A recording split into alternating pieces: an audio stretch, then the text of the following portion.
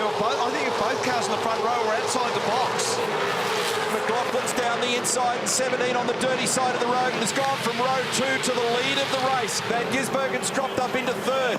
Whincup has gone all the way back into 4th. He's under assault at the moment by Will Davison. They're at turn 5.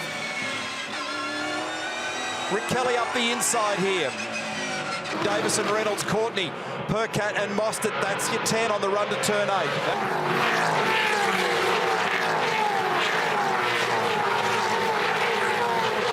On board with Mark Winterbottom, Irwin Racing car number 18. Strategically, people peeling off and coming into the pit lane. I think 4 cars I spotted there. Slade, Pye, Heimgartner, Di Pasquale have all come in. Actually, Fabian's car looks better than Scott's at the moment. Certainly got less oversteer, looks more contained. Here's the other view. Both of them bobbled. That's the view from Jamie's car. Evan, that was close.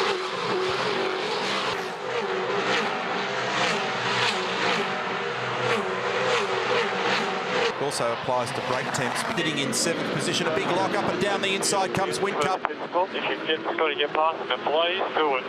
Now, he's on the wrong side of the road when they get down there, but Shane's actually just fanned the throttle and let him go by. Here it is from above. Actually, Shane actually got onto the grass, which destabilised the stop. It's pretty much only one speed in supercar racing these days, and it is Flat out. correct. Replay looking back at Chaz Mostert. This is heading up towards turn 6. And he gets down the inside here. All the clean air in the world, sorry, mate. It's not going to help Cam Waters out there. Just a bit of agitating going on in his pit bay here. And exactly as we thought on the grid there, mate, they've frozen, or looks like it's frozen his cool suit. So it's not operating. And as we said, there's no way to unfreeze it. They'll probably have to change the whole toolbox. Now, he's a young guy and he's a fit guy, but there's only so much punishment you can take. They're coming, mate. Okay, turn him in. Go, mate, go, go, go, go, go. So they just fixed Mark. They've taken their 10-second penalty off the back of that refuel. Yeah, well, yeah, and at the moment they won't know where the problem, where the gremlin lies. That's right. Rectification works. Oh, his foot. Yeah, and that's because your foot just gets so hot in the footwell, and that's what everyone complains about. Waiting on fuel. Go, go, go, go, go, go, go.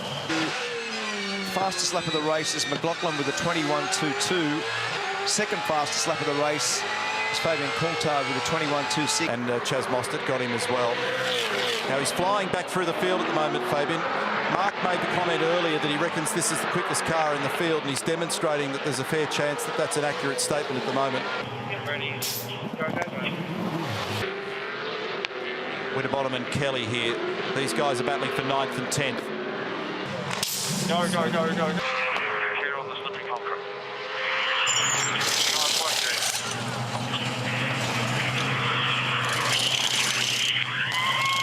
No traffic, still clear. Something else, clear to go, clear to go, clear to go. Go, mate, go, go, go. Talking to Tim Edwards about the situation with Cam Waters and the Monster Energy Falcon, and he's just reminded them that the onus is on them to protect their driver and make sure that he is being looked after in the best possible way. Thanks for the update.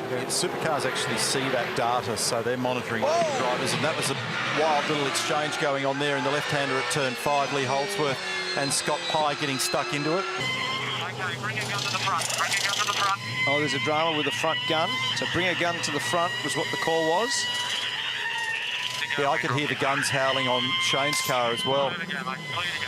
So all good now. Waters out of the car, and here is on board the car. So that cool box is on the left. It's quite a complex bit of kit.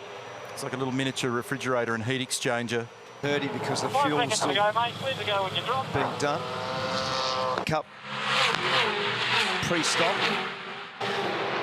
Means that Whincup's just going to be standing still that little bit longer, but those fresher tyres early in this stint have given him some clawback time. He laps and drifted quite a bit from the lead, so he's also still slowly but surely recovering on the timeline from that.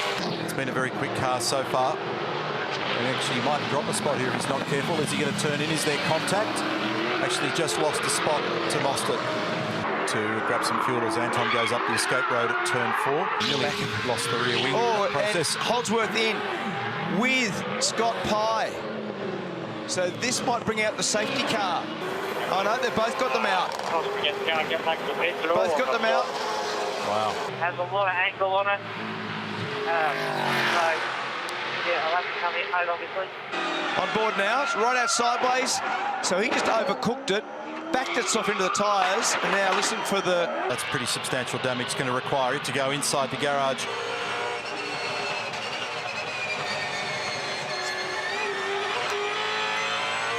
In the background talking about understeer. So we've reached that phase of the race where we're 29 odd laps in. You can hear it in driver voices. It's hard work out there, and there's a few battles going on. Minimum wasted, so I'd spend some of those 23 in the first or the next stop looking to try and rectify the problem. Here's the onboard, let's listen. So he was battling, and Heimgartner did a good job not to turn down, because if he stayed where he was, there was going to be significant contact with James and that brake locking in that phase of the circuit. Now here we go, Cam Waters is back out there, as we said before. And remembering that they've got to juggle the delivery of the 140 litres of Shell Racing fuel to be able to get this just right. Full at the moment with Chaz Mostert. This is the big battle that's going on here for third place. It came alive after his first stop. Whether they made a change or a little tweak to pressures, or maybe sometimes the track just evolves in a way that suits the car. Whatever the case, Mostert is very quick at the moment. He's all over him and about to have a lunge down the inside. Nearly, but not quite. Because as we watch the two cars with the telemetry on your bottom of the screen, see through those bumps. So lap 18 was the stop for Shane Van Gisbergen, lap 23 for Chaz Mostert. So that strategy's paying a dividend now at the back end of this fuel stint. With James Courtney, more dry ice going into the cool box system. That mistake by Mostert is costly, because on corrected fuel they're only half a second apart. So losing that track position has really hurt. Now, I wouldn't be surprised if they bring Van Gisbergen in to cover off that Will Davis. In fact, as I say it, and Mostert. I wonder what Andre was so animated about there on the right-hand side. Clear to go, mate. Clear to go. Clear Rick to go. Kelly, Clear to go. James Golding, Todd Hazelwood have also come into the lane. So Yes. now Mostert's having a big crack here at Van Gisbergen, though. This goes to the question that I was asking before. With full fuel, fresh tyres, who's got the pace at the moment? But you'll see different strengths and weaknesses as they come up now. They'll be starting to get up to their normal operating temperatures and pressures now. Recover. Well, what was that? There was a massive explosion beneath our feet just a few moments ago, so something went off with a bang. There you go. That's why it was beneath our feet. Back end.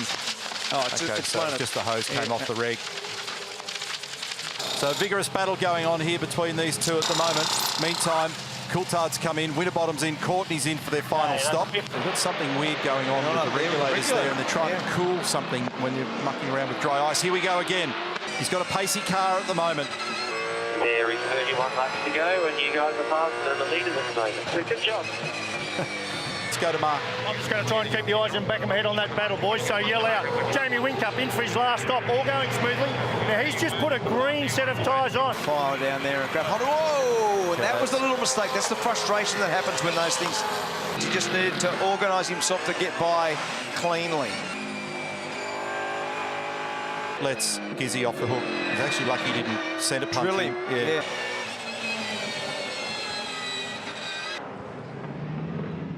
What's gone on here? Oh, it's fired out one of the incompressible jacks. Yeah, Yeah, right. similar. It's a penalty for Matt Stone Racing, the team Matt Stone Racing. Breach of the pit stop rules, 30 team points and a $3,000 fine. There it is there, very noticeable on the run into turn 8, so it's getting an oscillation, a little high frequency vibration. There it is again.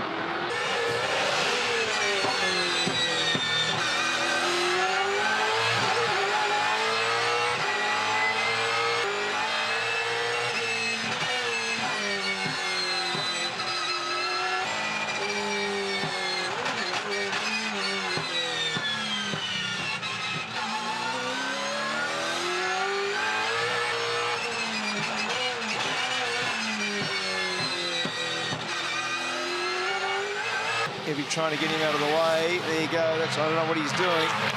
There's the comment. Move. Race control aware. Race control aware. Yeah.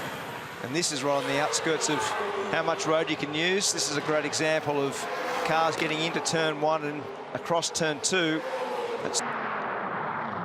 Does he get away with it? It hit it very parallel, so there's the gap for Macaulay Jones. This is earlier in the day.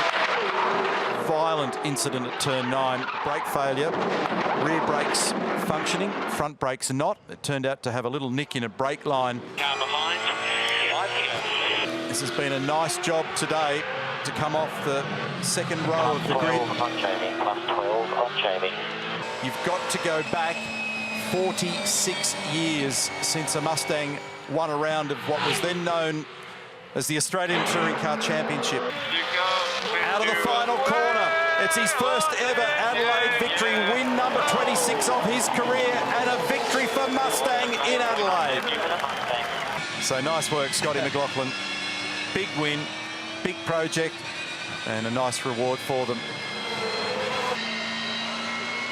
And home by 12 seconds in his brand new car, Scott McLaughlin for Ford Mustang, and a decent margin over Jamie Wynn.